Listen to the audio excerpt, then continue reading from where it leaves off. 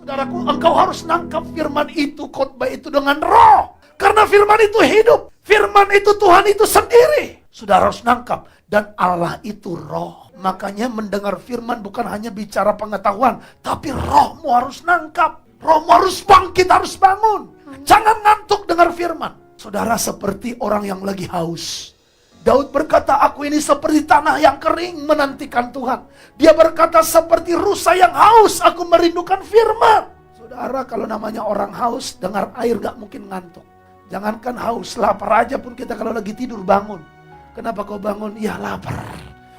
Pernah saudara lagi tidur, ternyata lapar jadi bangun. Apalagi kalau lagi haus. Nah, jadi saudara, untuk dengar firman, bukan hanya ditangkap, dicerna dengan pikiran, tapi roh kita harus nangkap. Roh kita harus menerima itu firman.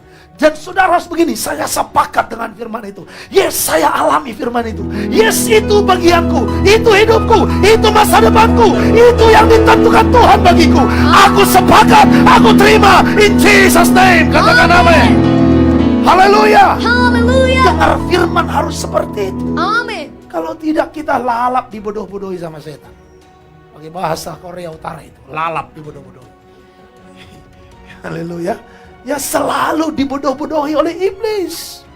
Selalu diintimidasi. Dengar loh. Memang mungkin saja kita sudah gak mempan disantet. Mungkin gak mempan kita dihipnotis. Mungkin gak mempan kita lagi di mantra-mantra diguna-gunai. Tapi dengar, ada banyak anak Tuhan yang masih tembus dengan panah api setan. Dengan tipu muslihat iblis. Kenapa dia masih bisa kena tipu? Karena dia kurang mengerti firman. Haleluya. Karena yang dipikirannya ini lebih cenderung kepada dunia, bukan firman. Saudara, firman itu harus memenuhi hidup kita, memenuhi pikiran kita, memenuhi hati kita, sehingga tidak ada sedikit pun tempat untuk iblis mengintimidasi. Firman Tuhan bilang apa? Namun aku hidup, bukan aku sendiri lagi yang hidup, namun Kristus yang hidup dalam aku. Hidup bersama Tuhan, ia kali menderita selamanya. Hidup bersama Tuhan, ya kali sakit-sakitan selamanya. Saudara, kalau kita tinggal sama dokter, anggaplah dokter umum. Kalau hanya sakit flu dan batuk biasanya, saudara pasti aman kan? Bilang, dok, gimana nih dok?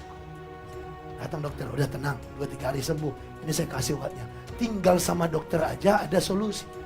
Saudara, bukan cuma tinggal, tapi Tuhan bersamamu. Artinya kemanapun kamu pergi, ada Tuhan. Kemanapun kamu pergi, ada Yesus. Dia bersama dengan kita. Dia tinggal di dalam kita. Makanya saudara dan saya harus dipenuhi dengan seluruh kepenuhan Allah.